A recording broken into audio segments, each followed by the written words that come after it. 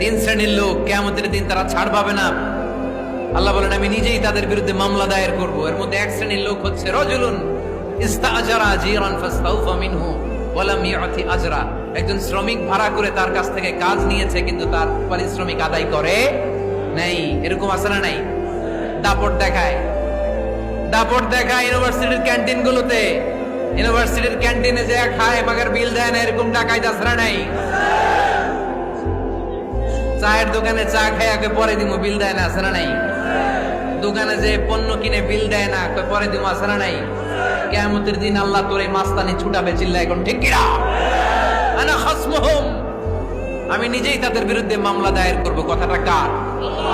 এজন্য বিশ্বনবী বললেন খবরদার, মেহনতি মানুষ, খেটে খাওয়া মানুষ, এদের দোয়া কবুল হয়ে যায়। আতুল আজিরা আজরাহু ক্বাবলা আন ইয়াজিফা আরাকুহু। খবরদার, বিশ্বনবী বললেন শ্রমিকের ঘাম শুকিয়ে যাওয়ার আগে তাদের পারিশ্রমিক মিটিয়ে দাও। বিশ্বনবীর বিখ্যাত হাদিস, আতুল আজিরা আজরাহু ক্বাবলা আন ইয়াজিফা আরাকুহু। শ্রমিকের ঘাম মাটিতে লাগার আগে, শুকিয়ে যাওয়ার আগে তাদের পারিশ্রমিক মিটিয়ে দাও।